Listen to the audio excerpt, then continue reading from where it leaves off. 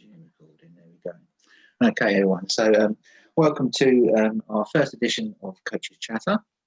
So this is a series of webinars we're going to put on over the next few weeks about all different topics to do with cricket while we're all stuck inside in lockdown and not able to go out anywhere. We thought it'd be a good idea to try and engage with our local coaches through the CA. Maybe you know the CA hasn't been very active over the last few years, but that's something we're looking to rectify. And this is sort of the start of it. Hopefully, during the summer and during the autumn, when we can get some face-to-face stuff going, we'll get that on as well. Just a little bit of guidance for you.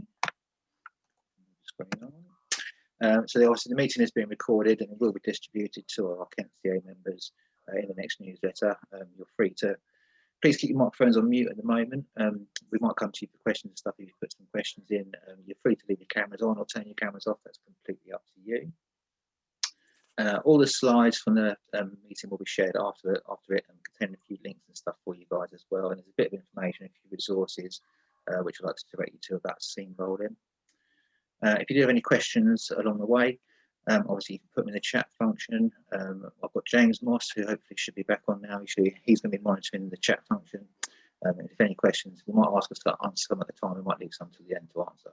But anything you want to ask, just put that in there. I'd like to introduce tonight's panel. So for seam bowling, we've been lucky enough to get Simon Cook on board, who is the Kent bowling coach. Simon's obviously been a Kent player and a Middlesex player, as well as being head coach for Hong Kong and for France. He's now joined us as the Kent bowling coach. Ben Trott, who's joined us as the Kent Boys Pathway Specialist seam bowling coach, obviously formerly a Somerset and Kent player as well. And we've got James Nordin. James is an ex-Kent PD player before he jumped ship to Middlesex, and also an England PD player as well, currently studying at Worcester for a degree in sports coaching science. And he's joined us this year, this autumn, as the Women and Girls Pathway Specialist team coach. A bit of an agenda for the evening. So, sorry, I've got one more person to admit. So, for the evening, we're going to have a bit of discussion amongst our panel around the key attributes for young seamers. Some of their favourite drills they're going to share with you. I've given each of the guys a different scenario to see how they react to that and see how they deal with it. A little bit of discussion around some common issues you might find in young bowlers.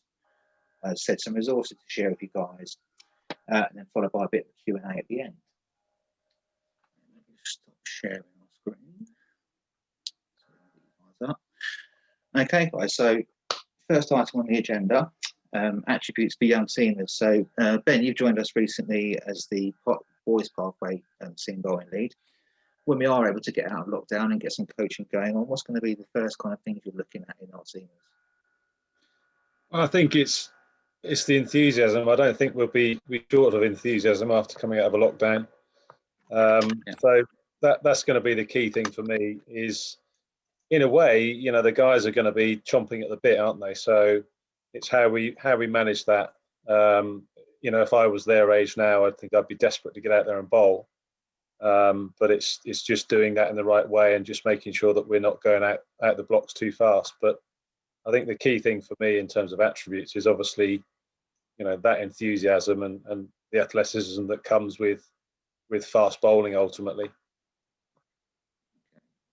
James, you're going to be looking for anything different? I say it's probably going to be the first time you work with a lot of the girls. Anything different you're going to be looking for in there at all?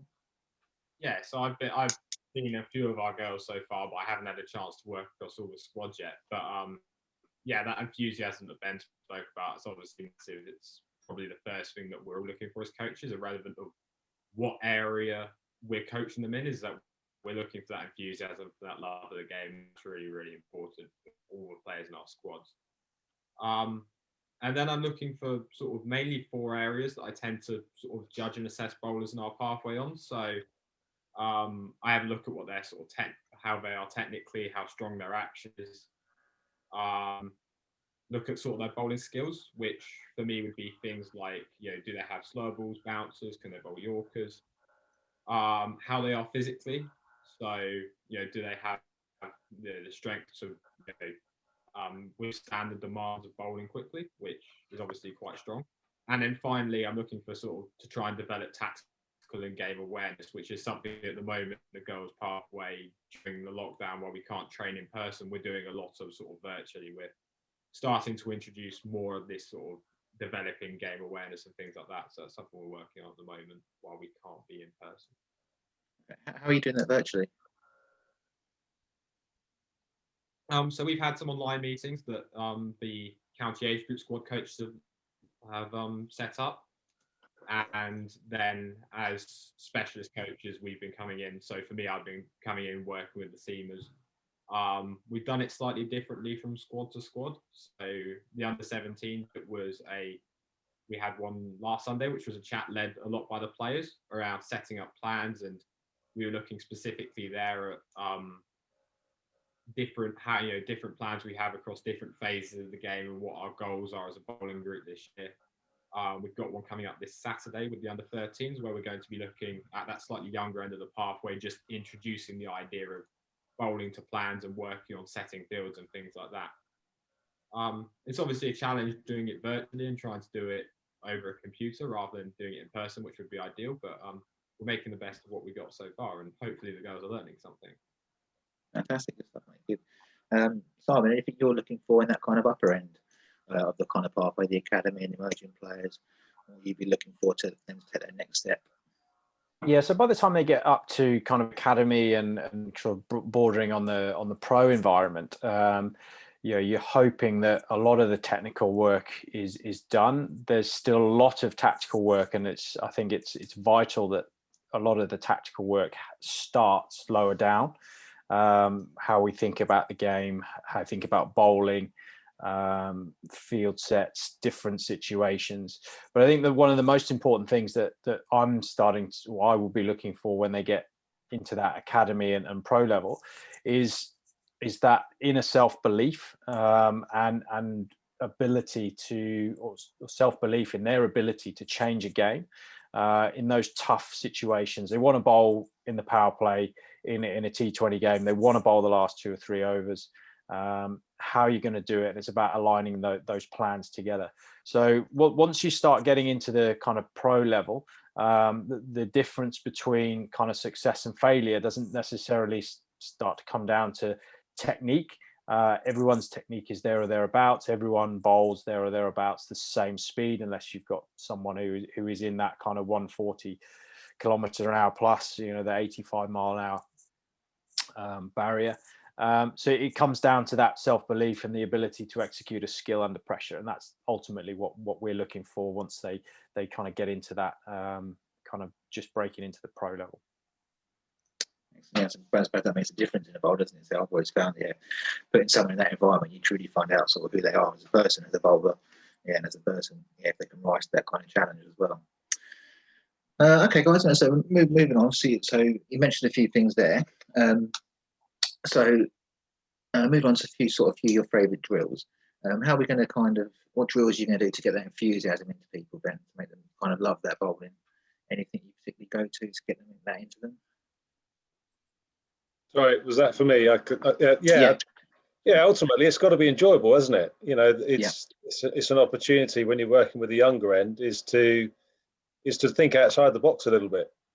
Yeah, create scenarios. Try and make it as realistic as you can, but ultimately make it fun and enjoyable and competitive. Young fast bowlers love nothing more than a bit of competition. It's a natural attribute of a fast bowler, and I think that's the key thing for me. Is just as long as it's fresh, it's fun, it's engaging. That's the key thing. A lot of the things that we work on, good line and length, block hole, the odd bouncer. You can incorporate that in many different ways, and I just think that just keep it young and keep it fresh, keep it interesting. So moving on to James. James, anything you sort of look at, any drills you've got for working on their technically, their strong action, particularly? Anything you particularly do there? So again, it's quite similar to Ben, that everything we do, particularly towards the low end of the pathways, we've got to try and keep it as fun as possible.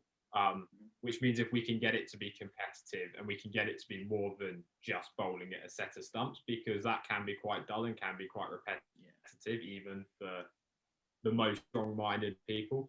So doing things that can be more than just that. I think when you're looking at technical side of it, there has to be an element of that, unfortunately, because if we're drilling trying to get our action right, there's going to be inevitably it's slightly better probably to do that without a batter at the other end. So if we're doing things that are potentially working on alignment and we've got some poles out, it's probably better to do that where they are able to focus on the process at the top end and then not be so worried about the outcome if they're bowling at a batter. But certainly with everything else that we do, we try and make it competitive and fun. So if we're working on variation, for example, I have a nice little drill where I've got this big foam dice and we allocate certain numbers that they roll on dice to a certain variation they've got to bowl. And I think that I've done it in the past with a lot of other groups, and the kids really like it because it's a little bit different to what they've done. But it's kind of similar to that captain going to them in that last over. Okay, you're going to bowl a slow ball here, or you're going to bowl a bumper, but it feels more fun than that. And then you can have a little bit of competition between them. So yeah, if we can add some competition and be creative in our drills, it definitely makes it more fun for the girls. So we do that as much as possible. Stuff, mate. Sorry, excuse me. Simon, any of your favourite kind of drills you'd like to share with us? Any things that you pros? Yeah, the other two have mentioned quite a few good things there. One thing that really I found with the pros and also in my coaching career is to define practice. So as the other two have alluded to, unfortunately, bowling is pretty boring. It's about repetition for the majority, probably 75-80% of the time. In the other 20%, you're going to be performing some variations, but unfortunately, you need to be boring in your practice to try and get those variations to work and to be able to execute them on any given time. So yes, absolutely, we need to make it stimulating. So define the practice. So your sessions, I found I've either defining them as they're either skill-based sessions, they're technical sessions, or they're competition sessions. And then you can you can either introduce outcomes into that session, you can introduce competition, but you're making sure it's defined so the player knows exactly what they're going to do when they come in the door. Okay, it's going to be a technical session today. I'm not really going to expect any competition or anything like that. I'm going to be working on whether it be front arm, whether it's back hip drive, whatever it is from a technical point of view, or you might then have a target-based session or a competition session in the next session. But as long as the players know what's going on, I found that you can get that buy-in of repeatability a little bit easier, and you'll get 45 minutes of complete kind of buy-in if they know they've got something else coming along. If they think they've got 3 weeks of bowling at a cone, you kind of lose them quite quickly. So 100% agree with that, and try and define your practices as much as you can. Competition targets, we say roll a dice, that's perfect. We're using square pieces of kind of look like swimming floats at the moment for the guys, stick them on the top of the stump, and then they just have to try and hit it as much as possible. We've got a kind of running graph with them, but that's only with a couple of the guys at the moment. So Matt Milnes is working on something technically, so he's not doing that, but some of the guys who haven't got technical work to do, so Steve-O, Grunners, then they're not actually doing any technical work, so they're all about target based. Can they hit the cone or the foam target, whatever it is, in their particular area. So whether it's a Yorker, wide Yorker, straight Yorker, top of off stump, round the wicket to lefties, whatever it is, kind of they're in a different phase. So again, we're defining what they're doing. So that's what I'd say about that. In terms of favorite drills, look, I try and keep things really, really simple. So as long as everything is going in a straight line towards the target, that's our big body parts, head, center of mass, so tummy and kind of bum. We're all going towards the target, then generally we're going to be there or thereabouts, and you can start tinkering around with kind of non-bowling arm and bowling arm and everything else like that. kind of at a later stage. But generally, I'm all about chasing the ball down towards the target. So you obviously mentioned competition quite a lot there to get, sort of keep the viewers interested. As James said, yeah, bowling can be a bit tedious sometimes, especially if you're bowling that cone, like you mentioned, Simon, as well. Any ideas for kind of competitions that our coaches can kind of use? What kind of competitions do you do? I'll throw one out there first up. So we do a thing called a death match, and basically it's you have to get the ball in a certain area. If you don't, you're out. So it's quite a high level one, because if you do it with kind of low level players, low skill level players, you're not going to have too much competition. So it's about adapting that. But our guys can kind of generally do 3, 4, maybe even 5 balls at a time, say hitting a Yorker. So having a bit of a death match in that regard, and no one wants to be the first one out. Plus also it's a little bit easier to manage those sorts of egos in a way in that level. So we do something really basic around that as an immediate challenge and target. Long term though, as I said before, we've got we're tracking at the moment their scores hitting certain areas over a certain number of balls. So at the end of pre-season, we'll have somebody will be at 60-70% or whatever it is, and that's their target. So they've got a long-term target at the moment, but those shorter term kind of immediate fixes for competition would be based around something like that. Nice idea, definitely. So something that's quite easily adaptable for younger age groups as well. So you can just also make the target a bit bigger. Maybe have a life system. So if you get it outside of certain way, you lose 2 lives or 3 lives or something like that. Okay. Absolutely. Ben, any other competitions and stuff that you sort of your go-to competitions to keep your bowlers entertained? Well, I think when you're talking about the youngsters, it is an adaptation of the things that Cookie's talked about. It's with a little bit more freedom. Ultimately, you don't really want your youngsters dropping out, but at the same point, the competition's good for them. So ultimately, it's like a traffic light system or a point system that gives you something tangible, if you like. The guys haven't got to drop out; they can carry on. They can do 10, 12 deliveries, but you're marking them. You're gauging them against themselves, against each other, and you can review that over a period of time. So you can still make it fun, but ultimately, at the younger age group, I wouldn't want them having to drop out after missing 2 deliveries. No, obviously, no, it wouldn't. So they'd be the ones you want to get more deliveries, if anything. Yes, yeah. Cool. James, anything else to add on there? Any other competition? You mentioned the dice and stuff already. Anything else that you go to? Yeah, I mean, we can do a lot around that sort of competition element, and that dice thing becomes a competition thing as we progress it. So does anything that involves targets. So, and that doesn't just have to be between the bowlers around the bars around them. It can be between themselves. So something we do with our GDP group, the first thing I did when I got them in for the first time was a little bit similar to what Simon was talking about, in the sense that we pitch mapped them out. So for me, it was we had them bowling their best ball for 4 overs in a row. And that kind of creates, the first couple of times they do that benchmark for them.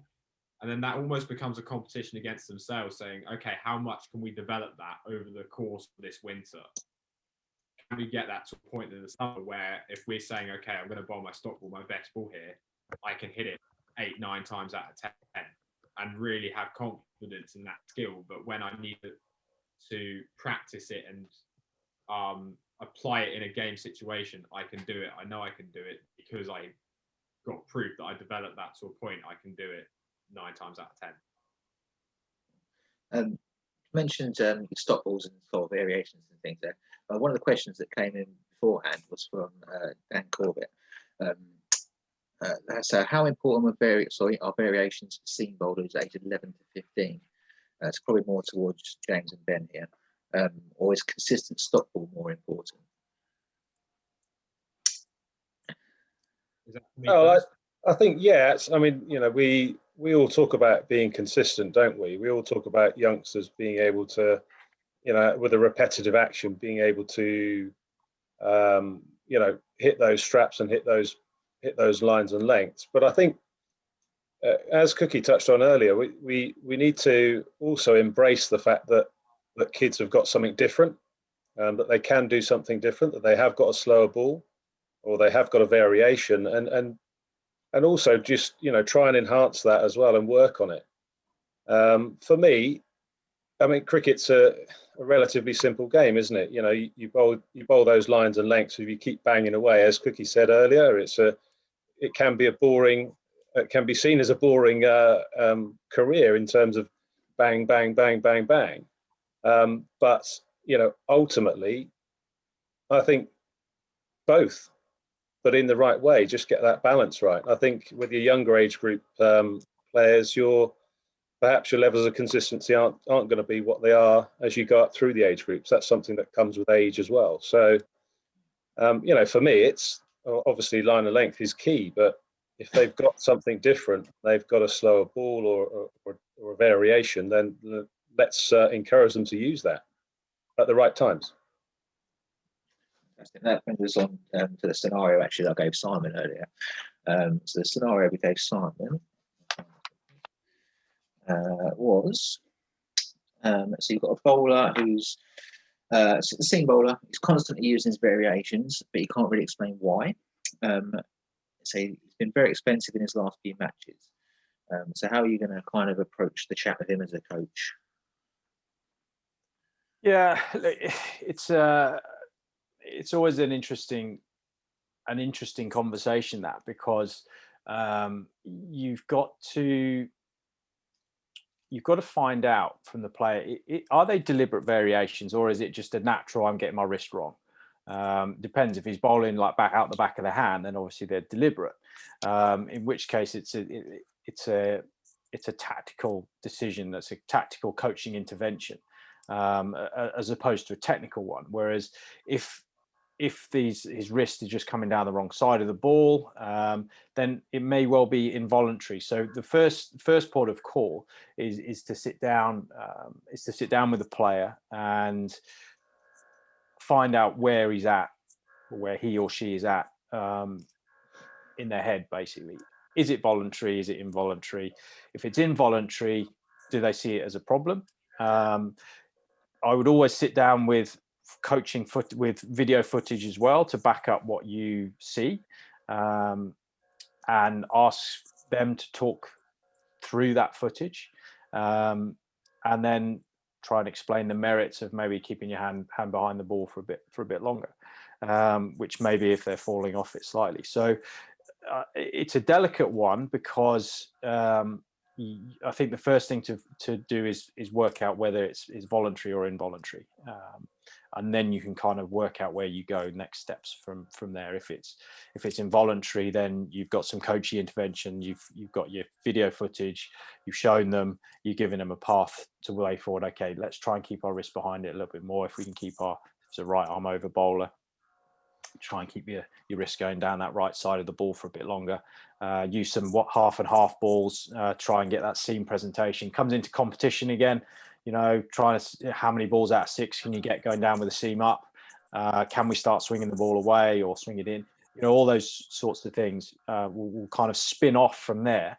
But I think that the first thing is to find out where they're at mentally. So move on to James, the scenario I gave you. So your scenario was, you've got a young fast bowler bowling off the wrong foot. So first of all, what your next step's going to be as the coach? Are you going to change it, or how are you going to approach it? Yeah, it was actually quite an interesting scenario you threw me, mainly because until the age of 17, I personally bowled off the wrong foot, and no one ever touched it until I got to the point where I was playing for them, and my fast bowling coach kind of came along and said the first time he saw me bowl, you're bowling off the wrong foot, right? And I was like, yeah, but I've never been coached out of it. The first thing I'd say on it is, if you're going to correct it, particularly if you're correcting it later on. So I was, as I said, I was 17 when I did mine. It's a longer process if you're correcting it later. If you're correcting it earlier, it's probably a little bit easier. And and it is quite tedious and frustrating having been through that process. So the first thing you need to make sure is your player is in the right state of mind, that they're happy to go through that correction process and they're on board and they realize what it was going to be. If you've got a younger player, somebody just starting out, so maybe someone's under 11, or and they've just, it's probably a little bit of an easier thing. You might be able to do it in a couple of sessions. For me, in terms of actually correcting it, so that I went through, I did it with a coach called James Kirtley, who was our fast bowling coach at the time. He's played for Sussex in England, and he's now joint head coach of Sussex with Ian Salisbury. And the process he got me to do was, he started off just by working a lot of my running technique. And it was a lot of running over these kind of shorter height hurdles that the type you see in football quite a lot. And that was the first few sessions that we corrected it. It was literally just running through hurdles on the length of my run up and just becoming really accustomed to sort of using both legs, because that was a bit of an issue for me. Because of the nature of my impairment, I'm slightly right leg dominant. So legs. From there, we then progressed it to positioning the hurdles in the position that it was going to allow me to take off correctly. So for people who aren't quite sure what bowling off the wrong foot actually implies, because in my experience, there's a bit of confusion about that. When someone bowls off the wrong foot, if they're a right arm bowler, you'd be taking off on your right foot and landing on your right foot for back foot contact, and then your left foot would be your front foot contact as normal. Is what I've normally seen it when I've seen it in the past, and was the case for me. So the next step for us was then putting the hurdles in a position that when I was running past the stumps, it was my left foot would have been my takeoff foot, my right foot would be my back foot contact, and then my left foot would make up my front foot contact. And then it was taking the hurdles away and doing the follow through once I'd passed the crease line. And then after that, it was a quite slow process of walking it through. So, okay, we then had the ball and said, okay, we'll keep the hurdles there. Can we just step over the hurdles and then release the ball doing it correctly? And gradually we built it up to jog throughs with the hurdles, then we took the hurdles away, and eventually going off to the full run.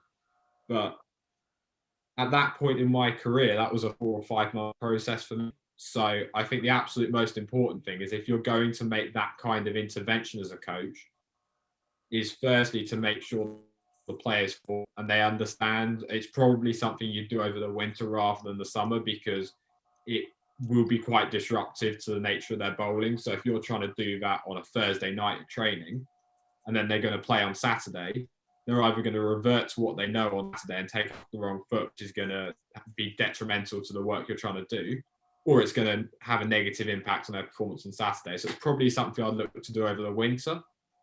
And you need to make sure that player is in the right headspace, that they know what they're getting into, and that you're, as the coach, really supporting them and being positive to try and allow them to get every chance to go through that process. So hopefully that's a bit of an insight into how I did it. I know there are other ways that people have corrected that kind of thing, but that's what worked for me. And it did make a big difference as well, as the last thing I'd add. It is worth doing, because as Simon said, everything we're trying to do in bowling, we're trying to be as efficient as possible and get everything going towards the target. When you take off the wrong foot, it's a massive inefficiency in your action. So, yeah, I would encourage people to do it if the player's on board. But if the player's not fully on board and happy with how it's working for them, then yeah, that's a decision that you and the player have to make. But yeah, that's how did James Curley get your buy-in for it? What did he say to get you to actually change it? It was a big mindset thing. So that was when I first went into the squad, and I had one coach I'd had in the past had mentioned it to me, but I had quite a closed mindset to it, because I was aware I did it. But for me, I was kind of at a stage in when I look back, I was kind of like, okay, this has worked me up until this point, so I'm not going to touch it. And the first step for the coaches in England was actually to put me in a mindset where I was more open to sort of trying it, because I've been closed in the past. I hadn't really tried it and engaged it very much. So the first step was to try and create a more open mindset, which as a coach now, having been through that process, is something I really look for in my players. I didn't actually mention it earlier, but I probably should have when you were talking about attributes I'm looking for. Having a learning mindset and an open mindset where you're willing to try things, you're willing to be challenged, is absolutely massive, and it's something that certainly the more I work with players, I try to really instill that with them, because they're the best. I think the other two would agree, they're the best players to coach, players who are really receptive to what you're saying. So that was the first step, and that took a couple of months of them working with me to eventually say, okay, yeah, I think this is worth trying, and it really paid off. So that's a great answer, that makes me say it's one of the hardest things I've had to coach out of someone before, and you do have to take it right down to basics, and it can take a long time, as you say. Even when they're younger, it does take a long time. And so the danger there is that they kind of lose interest in it as well. So you're trying to do it because obviously they're not getting the same success they had at first as they were originally with their action how it was. But yeah, it's just kind of selling it to them that they will be better afterwards. So thanks for that, James. Ben, so the scenario we gave you was slightly different. So we've got a bowler who's bowling with a bend in his arm. He's been accused of chucking by an umpire in his last game. He's lost his confidence a little bit. So first of all, how are we going to get his confidence back? And any drills you've got to correct his sort of slight bend in his action? Well, I think this is an interesting scenario, because many of the people on this and listening to this will have been players. We probably hear it every other week. When you're playing your club cricket, and quite often you do hear people saying, "Oh, I reckon he chucks it. I reckon she throw it." And I think it's unfortunately it's a very sensitive subject. I think if you're a young player and you've been, if you like, pulled up for chucking or throwing, however you want to put it, I think the key thing is really that you get hold of that player quite quickly and just reassure them that ultimately, something can be done about it. We can look at it, we can review the action, and reassure the parents as well, because I think it can be a real sort of confidence knock if you are pulled up, and it depends how that's been done as well. So there's a lot of fact finding, I think, to do initially, to understand how this has come about. Has this always been the case? Is it something that they're just picking up on now? That's something that's appeared? So for me, it's the key thing is getting to that player very, very quickly, and just understanding, what the points are and what evidence there are. What evidence there is to work with and to move forward. So I think rather than going into talking about how we would potentially alter an action to remove a bend in an arm, we have to think about what the attributes of that bowler are. Do they have hyperextension, hypermobility? What is the extent of that bend in the arm? Does it sort of fall within regulations, as it were? So for me, it's a very sensitive subject. But as a coach, I would gain the evidence that I need, some video evidence, and I'd share that with my other fast bowling coaches to get a wider opinion. Of course, it all very much depends on the level of the level of the issue, if you like. Okay, guys. So we touched on a few sort of issues there. Any other kind of common issues that you've found in sort of your careers at different levels on the pathway? Any common themes? Any common issues you get with sort of young fast bowlers as they're developing? Let's start with Simon. Simon, getting to the end. Anything common that you find in the players that are coming through the academy and things at the moment? Yeah, look, I think probably one of the most common things that you see in the pathway, particularly as I see coming through. It's not so evident in academy and pros, but and we touched on it earlier, but it's having the strength in their own body to hold themselves at the crease. So you'll get guys that want to run in as fast as they can, but they're just not capable of holding a position at the crease to release the ball. So that's the first thing, and that might manifest itself in a number of ways. So that's collapsing at back foot contact, collapsing at front foot contact. Also running technique. So the running technique, the arms and legs might be going across themselves, which creates a bit of a kind of a speed wobble as they're coming in. So that unbalances them at the crease.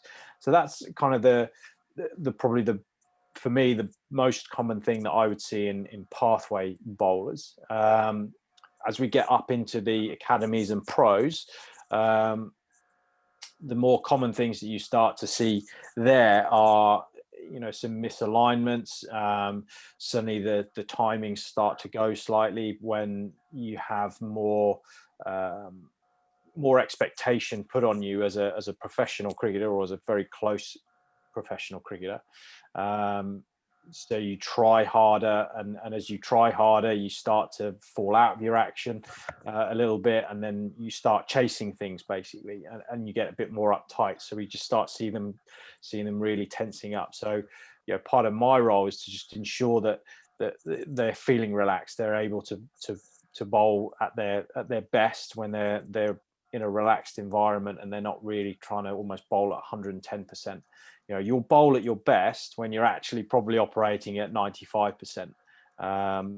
So Brett Lee, I remember seeing an article with him. He's saying that when he was up there in the kind of 150s, 160s, he bowled his fastest when he felt relaxed, when he almost felt like he was bowling below 100%, below his maximum. Whereas when he felt he would really try and crank it up, he actually bowled a lot slower because he just tensed up. So it's certainly when you get into the pros, it's about making sure that their actions are able to deliver the ball, and it's not what's in here that's trying to deliver the ball, because your brain often stuffs things up. And ideally what we want them to be able to do is to be able to bowl a ball without having to think about it. That's when you're in the best kind of frame of mind. That's the zone, whatever you want to call it, where you're just running up and the ball's going exactly where you want it to go, and that's when your kind of mind and body is in harmony, if you like, and you're in that nice little purple patch. Maybe think of Jofra Archer there, just relax as anything, just rocking up and whizzing it down there as quick as he can. Yeah, absolutely. James and Ben, any common issues you find in the sort of younger end of the pathway? James, we can start with you guys. So yeah, obviously that we have sort of like the technical issues that Simon touched upon, those exist, but the main thing, I think, the common issue we see in the girls' side of the pathway since I've come in is probably, and I kind of touched on it already, around the tactical elements of it, and the fact that I was quite lucky. So as part of my degree course, I recently got a chance to interview Jeff Barden, who's the sort of academy director for the Northwest Regional Centre, so in an environment a little bit like this. And one of the things she said, which in my experience so far, I think was really accurate, that the girls that she works with often don't have the same sort of tactical and game understanding as the boys at the same level. So under 13 or under 15, who's in a county age group squad, possibly wouldn't have the same tactical understanding as someone on the boys' side of the pathway.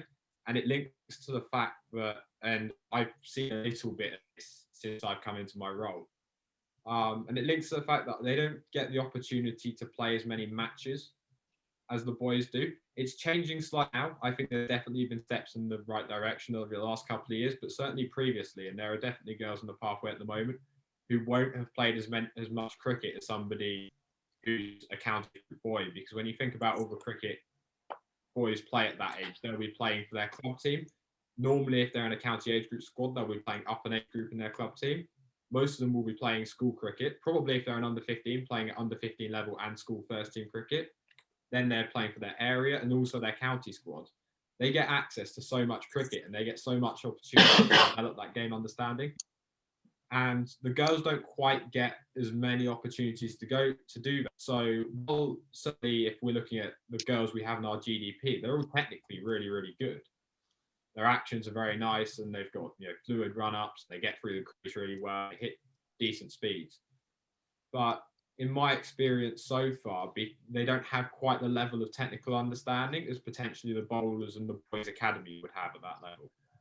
So, and that's why I think across the pathway we're seeing a lot more, and it's certainly in the pathway coaches that I've spoken to so far who lead our county age group squads, that's the big thing they're trying to push, trying to develop this tactical understanding right from the start from our under 11s, and then sort of bring them up to the under 17s to try and bridge that gap a little. So yeah, I think that's the big issue that I've come across so far in my role.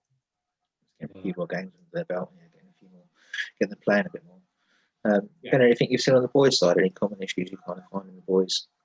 No, I wouldn't. It's not ultimately. I think what I'm also interested in when we talk about fast bowlers and cricketers in general is the role of the parents and the support and the role of different coaches. And I think when you've got players in an age group setup, the communication is key between the coaches that they work with, whether they be at club or county age group level, is that they're on the same page. I've played with and seen a few players over the years that sort of get confused. So for me, the key thing is the communication of what they're trying to achieve with an action or consistency, whatever it is. So yeah, sometimes, to put it in a crude way, perhaps too many cooks. But ultimately, it's about everyone being on the same page. Yeah, it's a really important point. That communication you get between the coaches, the county age, the coaches down below in the area, and then the coaches of the club as well. So it can be hugely confusing for players if one coach is telling one thing, another coach is telling another.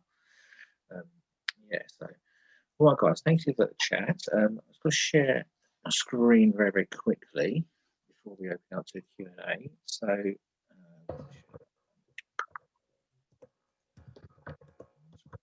I've got a few resources available for for our members.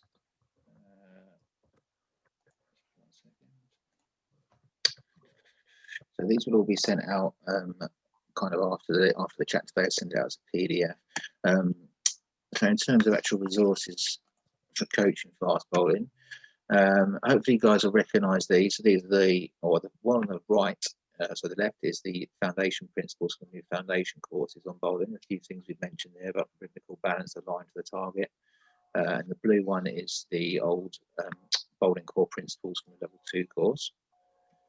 It's some quite good resources out there on iCoach. So the CA Inspire, all about being an athlete. I think we've spoken a little bit about that, about having a strong action and the actual run-up side of things. About the bowling unit as well, so getting your bowlers together, working as a bit more of a team. You've got Coaches Matter, issues 17 and 7, all specifically aimed at fast bowlers, supporting young fast bowlers in the swing. There's a couple of articles in the Wings to Fly series as well, particularly on being in England quick, staying on the park. I think that one was to do with sort of the competition they've got for selection at the moment, and a bit at the sharp end, and some Liam Plunkett also contributing there with what works for him. There's a few slides here as well we're going to share. These are from the new Kent Cricket Talent Frameworks. This is something that Paul Downton and Mim Patel have been putting together over the winter. Just basically the stuff that we're going to be working on as a county in the age group setup, what sort of the players should be aiming for at each level of the game. So you've got starting off with love the game for under 12s or younger, and the technical, tactical, mental and physical things we're looking for from our bowling unit, our bowlers there. You've also got the learn the game, so under 13s, under 15s, and if you can get these into your club or area players, it'd be fantastic. Again, the things that they're looking for at that level. Understanding your game, the next stage up, kind of 16, 17 club players. And then know your game, so getting into the adult cricket and professional game. So that'll all be shared, so you guys can take a look at those and hopefully get those into your players. Just going to open it up for a bit of a Q&A now. So we've got some questions that were submitted beforehand, so thanks for your questions, guys. Sorry, I'm double laptoping, so I can't see the laptop. I've tried to separate them into kind of questions that tie together. So the first question we've got was from Dominic Bowen. How can we help a young bowler bowl quicker? So Simon, any thoughts on how we can make our young bowlers bowl quicker? You've mentioned a couple of things already. Yeah, I mean, we can talk generically, because there are obviously a number of specifics that you would look at with a specific bowler. But in general, to bowl quicker, you've got to be stronger. I alluded to earlier. You've got to be able to hold momentum and be able to direct momentum towards the target. So we've got to have good levels of fitness. So that's leg strength, upper body strength, and core strength. Simply put, to bowl faster, you've got to run in faster. It kind of goes hand in hand. But like I said, you can't just run in faster because you can end up leaking your momentum all over the place. So get stronger, be able to hold your momentum at the crease. If you can increase your run up speed and maintain alignment towards the target, and obviously you want to try and keep your wrist behind the ball for as long as possible, and chase the ball all the way down towards the batter. They would be some general pointers as to how to increase your speed. Yeah, definitely agree with the direction and the speed that you run up, getting that sort of nailed in. So they run up nice and straight, as you mentioned before, nice straight lines, following through nice and hard. I think I've got a little drill that I do where they pause at back foot contact. So you actually get them to sort of a couple of steps in, they do their sort of leap and their gather, pause at back foot contact, and just hold that, kind of developing their balance for a little bit, and then kind of exploding off through the crease and following through to sort of develop that explosion there.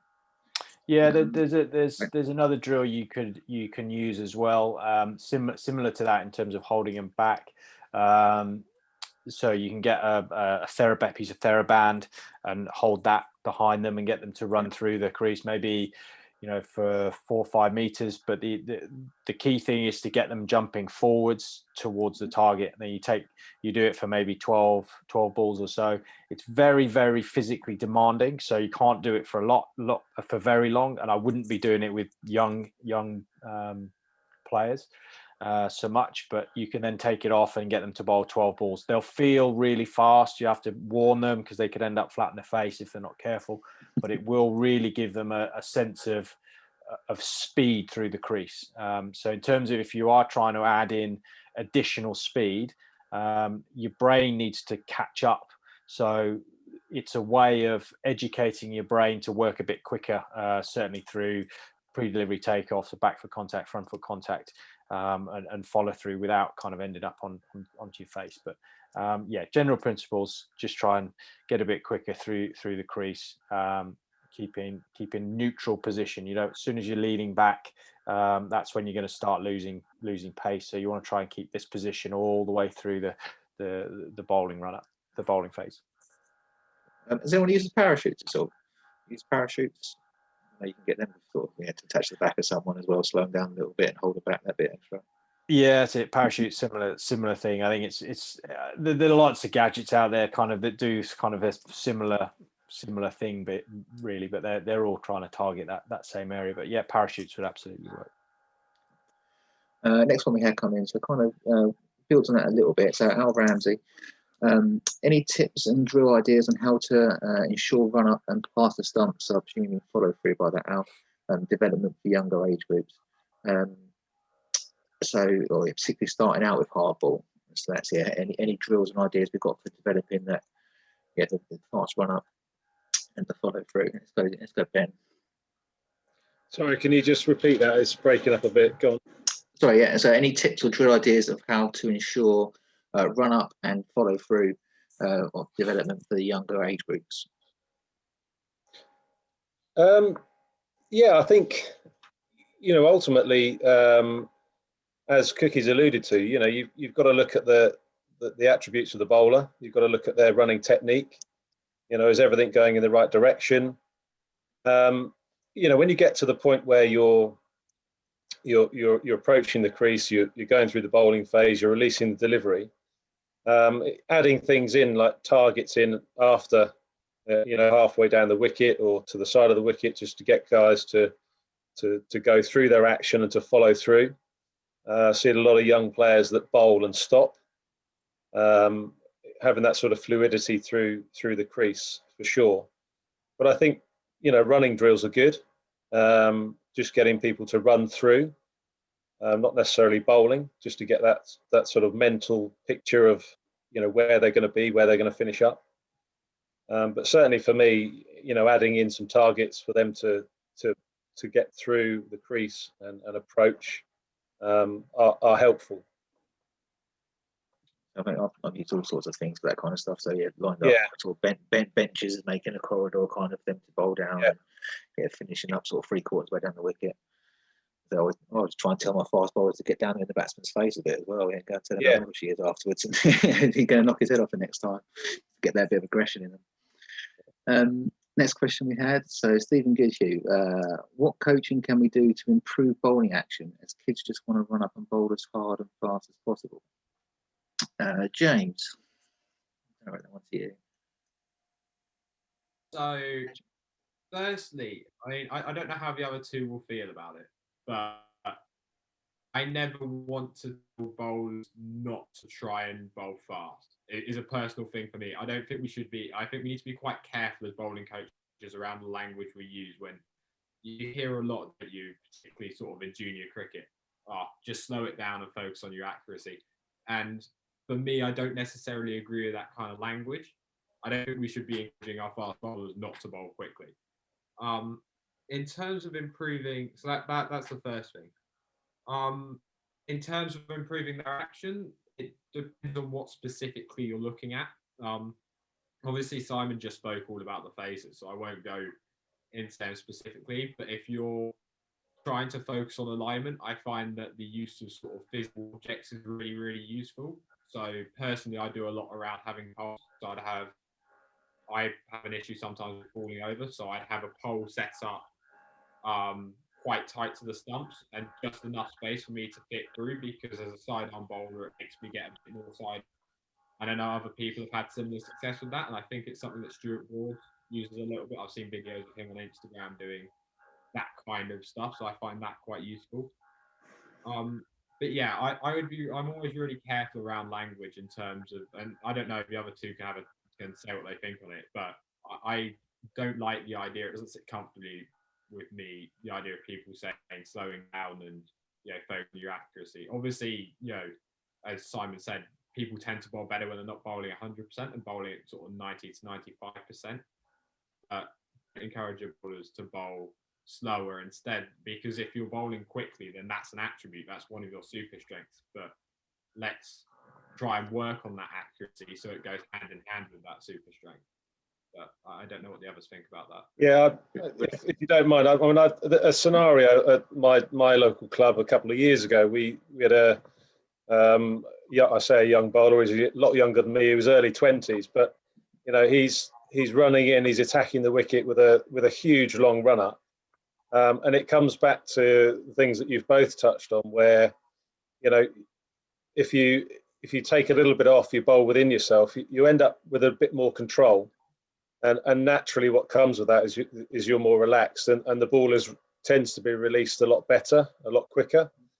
So the example being was that we reduced his run up from, I think, 35 steps to say 25, just pulling it out there. But he was so much more relaxed and controlled at the crease. His pace wasn't affected. His control was better. So everybody's different. Every individual's different, but the way I went about that wasn't about, right, slow down. It was more about, right, try to feel more controlled.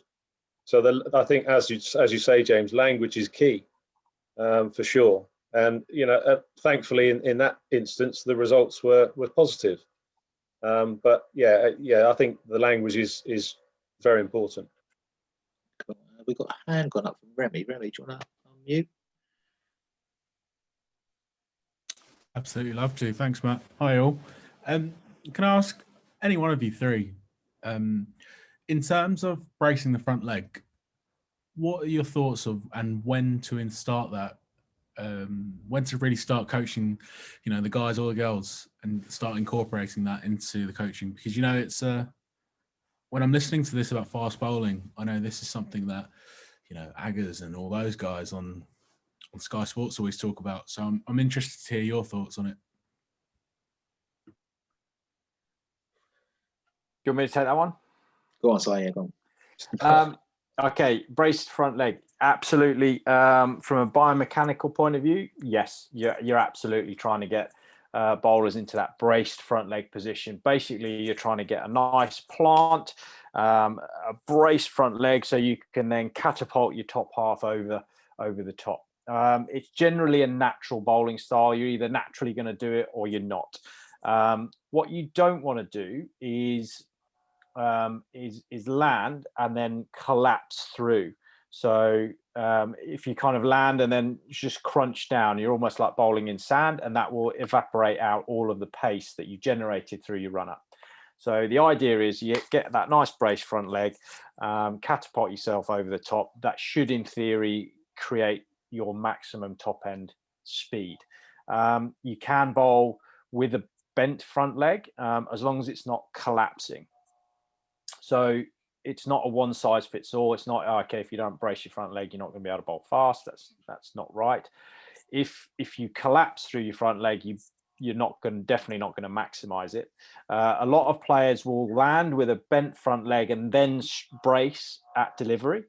Some players will actually just land braced, generally those with long delivery strides.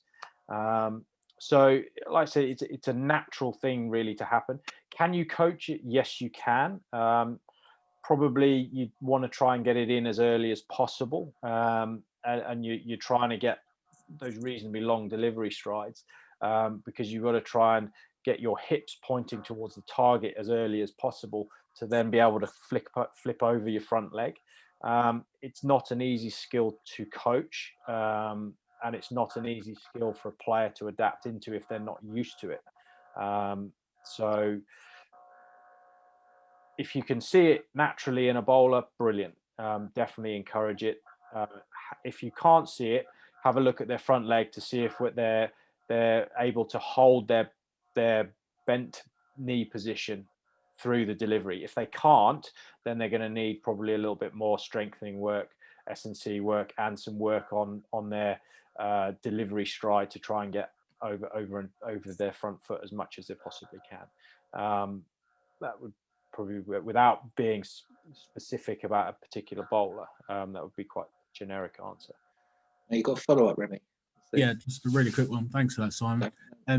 In terms of analysing that, how much do you do via camera or via eyes?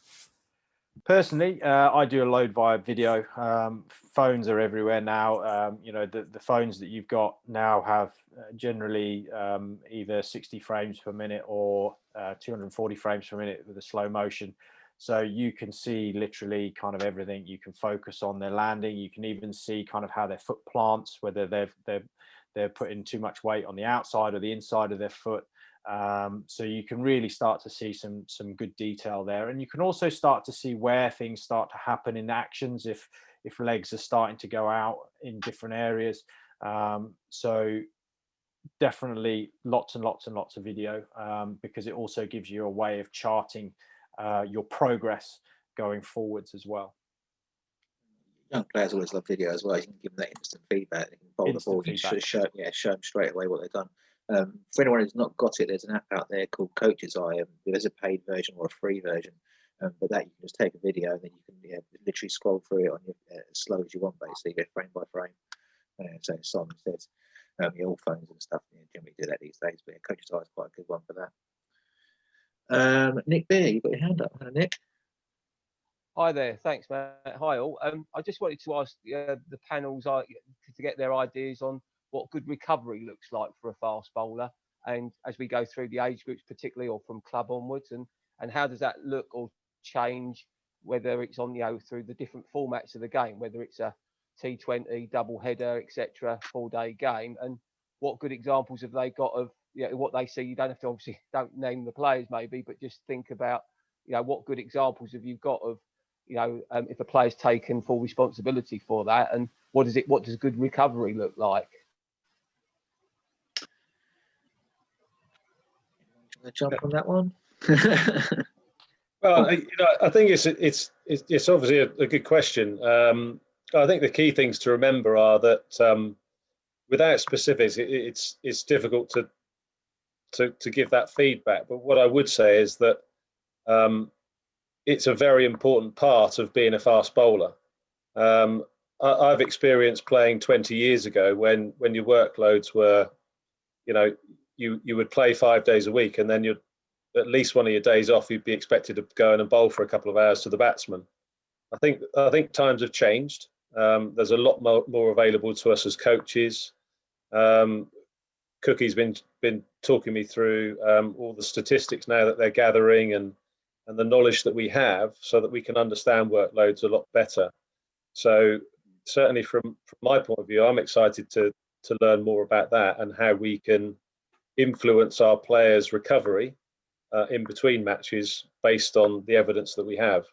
Previously, we didn't have that, and I think you also touched on the fact that players taking responsibility, and I think that's the key thing as well, is that they're taking responsibility for themselves physically and mentally, and they are giving themselves that time to recover. Can be a hard thing for young players, but as I say, as James alluded to earlier, you've got so many forms of cricket with school, club, area, county. Your games and training can literally pile up, and so that's part of the reason you've got the fast bowling directives, just to kind of sort of manage that workload and make sure we're not overloading our young bowlers. But yeah, really important they do recover. Come on, James. I jump into that as well? Yeah, of course you can. Yeah, so particularly on that as well, so one of the things that I talk a lot with our girls about is taking responsibility, because obviously when they're playing for Kent, that's great. We can oversee what they're doing. We can oversee the fact that they're preparing. We can oversee their recovery. I think anyone who's on this call who's ever played some Sunday cricket probably knows that the extent of warm-ups, if you're playing for your local village on a Sunday, probably aren't the same as the hour and a half warm-ups we would do for our under-17 girls or under-15s.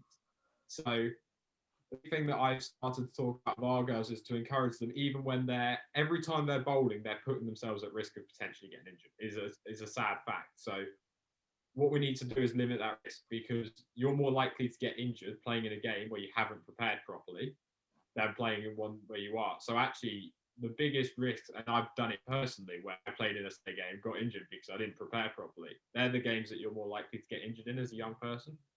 So one of the things I talk a lot about with our girls is taking responsibility. If you're playing in a game where those around you might not be warming up, you still need to do your basic preparation. And it's something that when we get our girls back, it's one of the first things we're going to do is actually plot out what are the bare minimums we need to do every time we bowl, whether that's at a club training session or a Sunday game or playing for Kent, that we make sure we do the very basic preparations that allow us to bowl effectively without getting injured.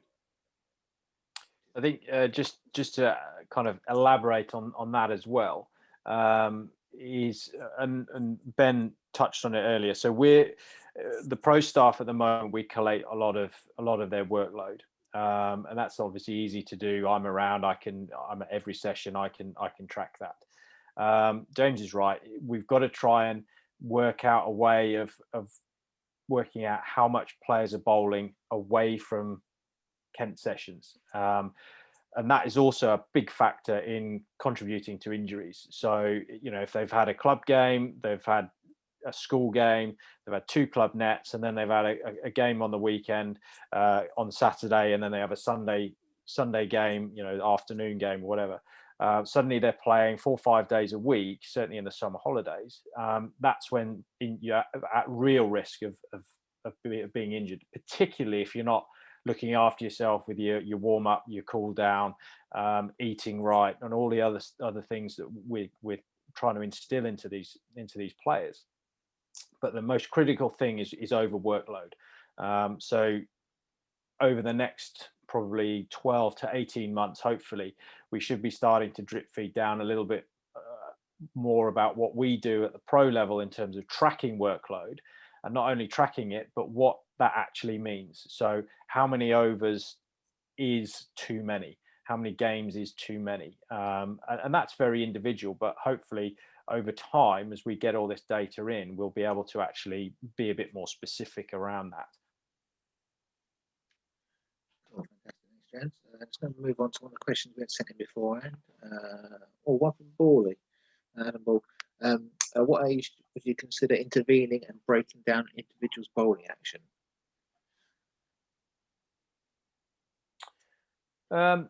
So it depends on the intervention. That would be the first thing, and that for me it comes around safety. So that has to be the primary concern. So that would override age or anything else. If you've got someone who you see is running into bowl and they just look like they're gonna snap, they're gonna do themselves an injury, then you probably need to start making an intervention pretty quickly. Linking in with some of the other questions in terms of encouraging guys to bowl fast. If they want to bowl fast, let them bowl fast. Don't be too structured. If we have cones out, poles out, just making sure they're going down into a straight line as much as possible. Kids in particular are very adaptable, and they'll adapt to physical things quicker than they will you trying to explain how to do something.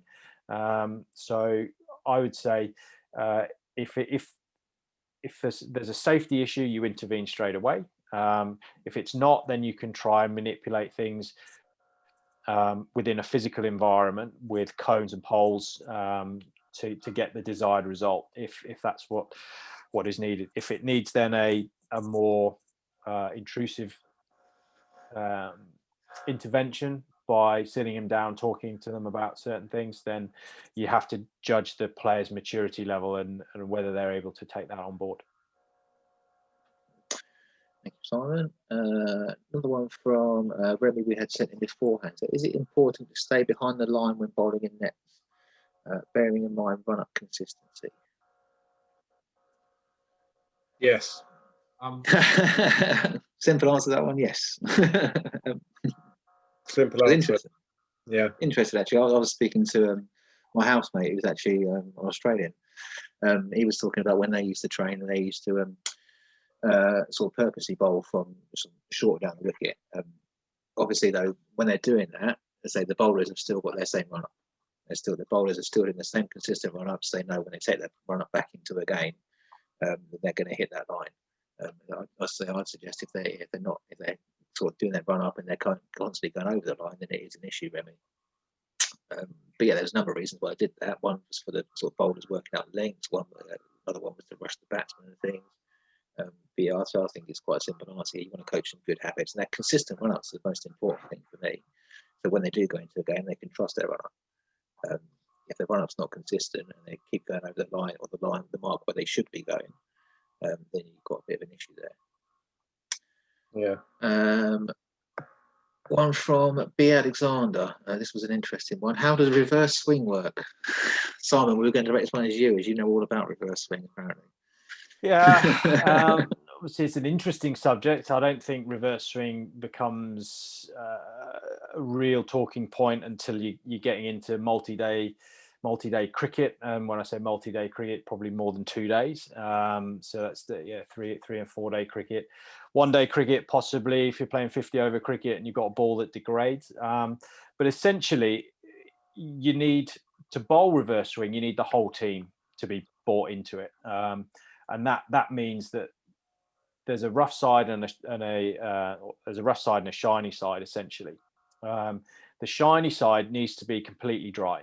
It cannot have any moisture on it. So as soon as you get some person grabbing it and then putting their kind of sweaty mitt on one side, on that shiny side, you'll lose the reverse swing.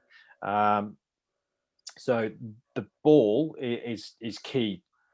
Condition of the ball, so ball management, whatever you want to call it, needs to be key. Everyone needs to be involved in it so that they don't touch the ball. There's a special way you shine it by holding the seam and then shining it almost like that, so that you don't get your mitt on the dry side, on the rough side. That needs to be completely dry. And then actually when you come to bowl it, you need to actually still keep holding it to bowl away, and the seam presentation is still almost identical, and it will just start to drift in if that's what you want to do. I personally found it easier to actually reverse swing it away, so I held it for an in-swinger, and that was in 1 day cricket in particular. Couldn't get much reverse swing with a red ball for some reason. Didn't really work too much, but when it did reverse in white ball cricket, in 50 over cricket, then I actually found more benefit by actually swinging it out than swinging it back in. I didn't really have the pace to be kind of blowing stumps out the ground and blowing pads off. So it was more kind of trying to use angles and get a few nick-offs. Yeah, I think the key thing is as you say, Cookie, that the whole team needs to be in on it. The ball is the diamond ultimately, but it's also individual. It's all about the release position of your wrist, and as you know, as Cookie said, he used to get it to go the other way or away by reversing. A lot of open-chested bowlers have the ability for it to tail in. It's not everyone can do it, but I think the key thing is that the ball is well looked after, and yeah, everybody's in on the plan. Gents. Okay. Have you got a question coming from Lucy in the chat? Have you answered that one, Simon? Which one was that?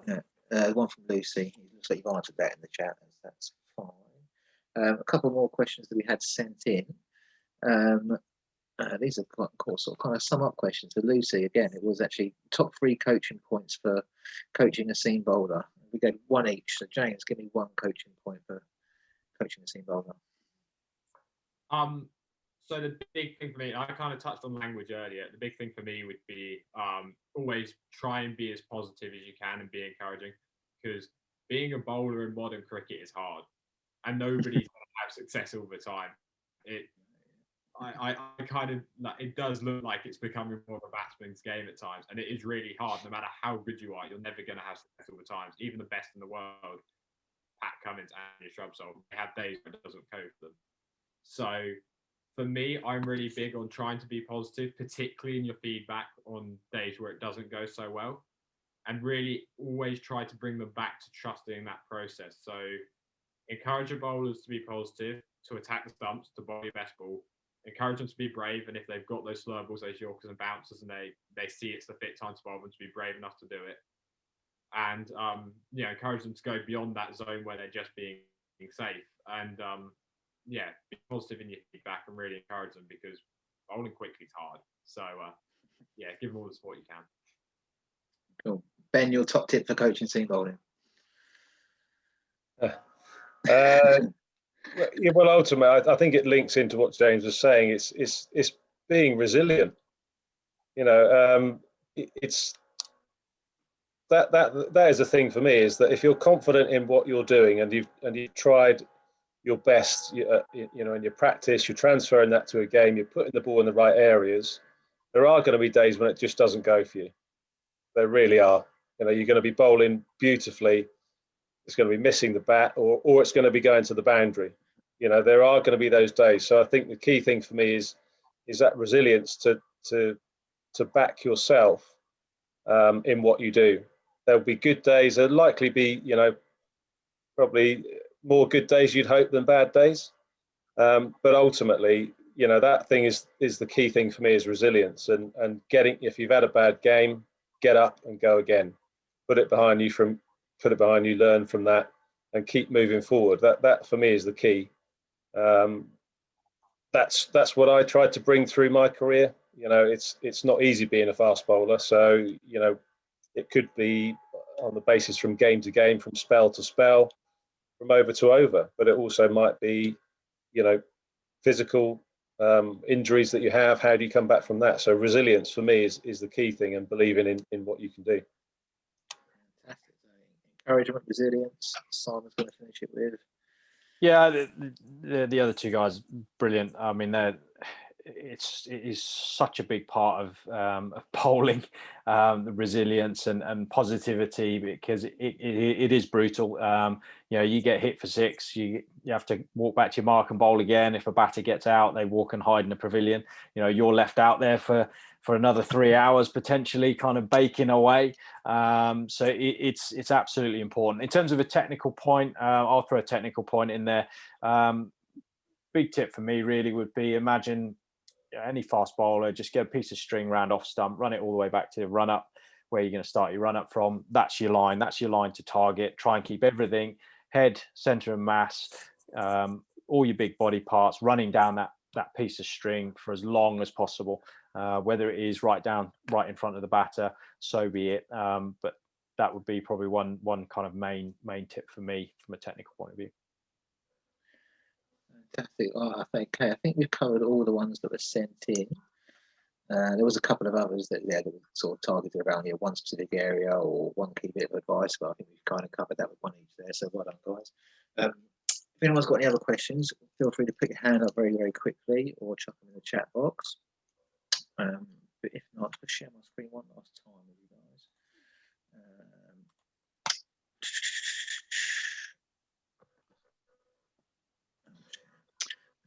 So I'm sure everyone on the call will join me in thanking you guys for your time. It's been a pleasure to speak to you all. Thanks for all your thoughts. Just a reminder to anyone on the call, that's not a member of the CA. You can join up to the CA. So we did send the link out just on general Twitter accounts and things. So yeah, if you're not a member of the CA, you can join that. Full membership for coaches is available for £30, or associate member. If you're not a coach, you can still join the Coach Association. That's gone down to a 10. I think that's £15 off now. It used to be £25, so you can join that. Also a reminder, next week we've got another one of these coaches chatters, our second one in the edition. It's a spin next week. So we've got James Treble joining us, Jenny Jackson and Lynn Patel joining us. So we'll chat all things spin. Hopefully they're going to be just as insightful as the three guys we've had tonight. Just let me have one last check. So there's no other questions come in. Where's the chat gone? We've got one other question. Hang on.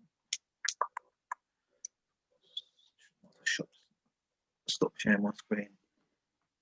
Oh, it's just out thanking everyone as well. So yeah, thank you very much for your time, guys. Thanks everyone for joining us. Yeah, if you do have any questions, feel free to email me and I'll pass it on to the guys afterwards as well. We will share the recording and all the slides and things that we've shown you tonight through the CA newsletter. Thanks everyone. I'll see you all soon.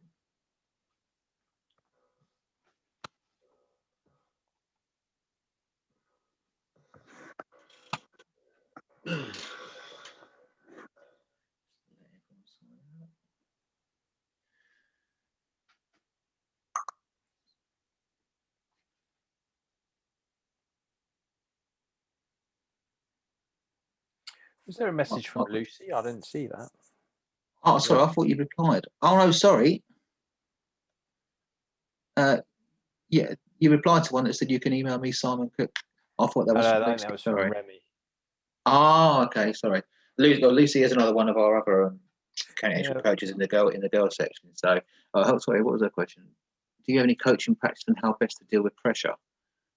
Maybe James, that's something you can address with Lucy.